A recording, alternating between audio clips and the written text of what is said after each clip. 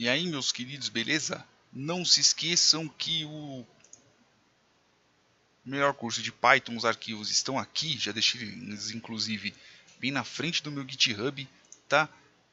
Não se esqueçam que aqui estarão as datas de quando os vídeos estarão lançados, serão lançados neste caso, tá aqui, ó, por exemplo, esse daqui dia 22/5, que neste caso é amanhã às 8, porque amanhã ainda tem mais 2 vídeos de pandas para lançar, tá? Inclusive depois vai lançar mais um deste daqui. Beleza? Então, vamos lá para a nossa brincadeira. Não vou ainda colocar muita teoria, tá? Eu vou mostrar mais a parte, vamos dizer assim, mais prática da brincadeira. Que quando nós estamos tratando sobre programação, estamos falando também sobre números e textos. Praticamente é isso, né? Mais para frente nós veremos a parte da estrutura lógica da programação. Mas, por exemplo, quando nós estamos falando sobre números, 1, Ctrl Enter ele executa, tá? Então 1, 2, 240 e assim por diante. Em tipos numéricos, vocês estão vendo esse asterisco falando nisso?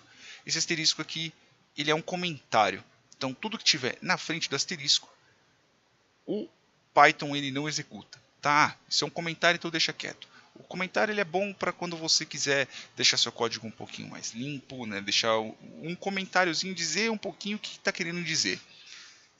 Quando você usa ele de forma correta, seu código fica mais legal. Quando você usa ele muito, seu código fica uma porcaria porque você deixa de atualizar os comentários, tá? Mas vamos voltar para os números. Isso daqui vai entrar na parte de refatoração.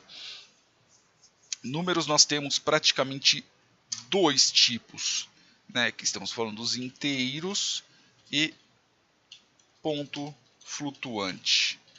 Isso dos dados básicos, tá? Então, por exemplo, 240 é um número inteiro, concordemos.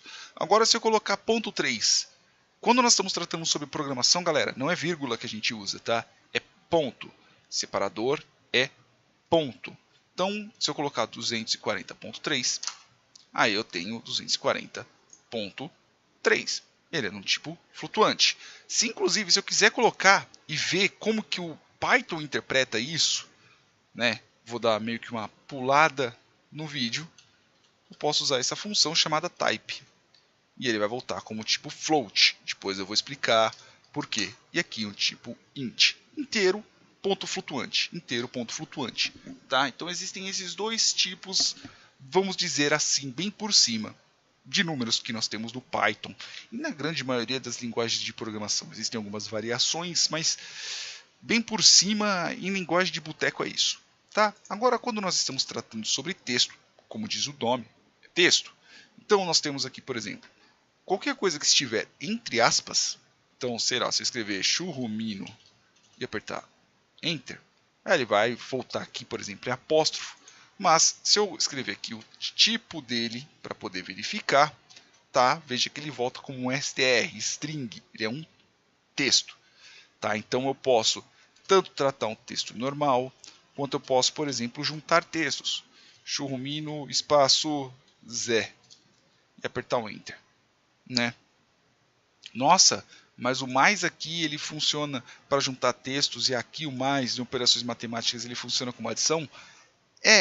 Tem como você fazer isso em linguagem de programação, tá? Você tratar o mesmo operador em funções diferentes. Isso também será explicado mais para frente. Mas é mais para deixar uma curiosidade. Né? Então, textos você pode trabalhar tanto na parte de junção de texto, quanto na parte de exibição, seja lá o que for. Por exemplo, se você tem um sistema que tem que exibir, sei lá, tipo, quanto que a pessoa pagou, né? Qual que é o valor da coxinha, sei lá. A coxinha vale 2,50. Faz tempo que eu não vejo uma coxinha valendo 2,50. Né? Então, não em dólar, em real. Né? Putz, dos 2 dólares e 50 é caro pra cacete. Então, beleza? A coxinha vale 2,50. Então, eu posso exibir várias coisas em cima de um texto, tá? Ou dentro de um texto. Agora, quando nós estamos tratando sobre operações matemáticas, cara, como já diz o nome. Então, eu tenho, por exemplo, uma operação de adição. Então, vou colocar aqui a adição. Então, por exemplo, vou colocar aqui 1 mais 1. Vou somar e vou abrir parênteses. Tá? 1 mais 1. Olha só o que ele reclama. Ó, o string não pode ser inteiro, né? Putz, eu tenho que converter, né? Isso eu também vou explicar mais para frente. Que tipos de dados você não dá para você sair juntando, né? Na bagunça. Principalmente quando nós estamos tratando sobre textos e números. Pera aí, isso daqui que você está querendo fazer, esse 1 mais 1, graças àquele mais que eu mostrei lá para frente, você está querendo juntar texto ou você está querendo somar? Eu não estou entendendo. Né? Você tem que forçar, vamos dizer assim. Vem comigo por enquanto, depois eu explico. Tá? Então, essa operação aqui é a operação de adição. Veja que eu estou chamando uma funçãozinha, que é a função de print, para poder exibir os dados. Agora não estamos simplesmente só jogando texto. Agora nós estamos exibindo ele. Tá? Porque aqui eu vou mostrar mais de um texto em um único comando. Tá? Então tudo isso daqui que eu estou executando quando eu dou Ctrl Enter, eu executo tudo isso daqui. Tá? Essas 3 aspas, ele é meio que um comentário também. Tá? Então ele não vai executar. O que eu estou deixando aqui que é só para ficar mais bonito para a gente poder lembrar. Tá bom? Então, por exemplo, aqui eu vou escrever aqui subtração. Se eu fosse vocês, tá? Eu faria o quê? Eu escreveria junto. Ah, mas só que já tem o texto escrito. Cara, se você não escrever, fica difícil para você poder aprender. Só você ler não é legal, tá? Então, por exemplo, 2 menos 1, não preciso colocar espaço, tá? Eu deixo espaço para o código ficar mais bonitinho. Então, no terceiro, print, então eu tenho uma divisão real. E quando eu digo divisão real é o quê? É que ele vai voltar um número quebrado, caso aconteça. Então, por exemplo, 2 dividido por 3.0, tá? Então eu vou colocar aqui print, eu vou colocar uma divisão de inteiros. Que na verdade aqui o resultado vai sair um inteiro, tá? Então, por exemplo, se eu pegasse e dividisse, que é o mais, tá? Se eu pegasse e dividisse, sei lá, 5 por 3, só que eu vou colocar aqui 2. Beleza? A mesma coisa aqui, ó, print, eu vou colocar um resto de divisão. Então, se eu pegar aqui, por exemplo, e eu fizer este aqui, 5 dividido por 3, não dividido. Quero o resto de divisão de 7 por 3. A mesma coisa, print, e eu vou colocar uma potenciação. Que neste caso, eu vou colocar este daqui. Eu vou colocar, por exemplo, 5 elevado ao quadrado. Beleza? Se eu apertar aqui Ctrl Enter, ele vai executar todos os comandos ao mesmo tempo. Tá? Então, veja que aqui eu tenho o quê? Eu tenho uma adição, 1 mais 1 é igual a 2. Tá?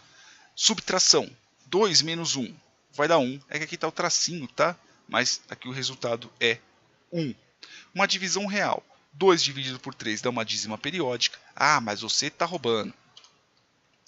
Dá para 5, 1,66 e assim por diante, né? Então ele vai dar uma dízima periódica. Ah, se eu colocasse 5.3 dividido por 3 e assim por diante, tá? Então ele vai fazer essa divisão. Então 5 dividido por 3 real, né? Divisão por inteiro dá 1, porque 5 dividido por 3, 3 sobra 2. Então é isso. Fechou.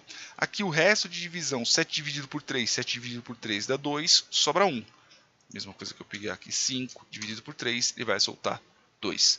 Então, a potenciação, se eu pegar 5 e elevar ao quadrado, eu tenho 25. Então, eu posso fazer N operações. Eu posso pegar o resultado deste daqui, mais o resultado deste, menos o resultado deste, e assim por diante, assim sucessivamente. E não se esqueçam também que operadores matemáticos, eles têm ordem de precedência. Multiplicação vem antes de adição e assim por diante.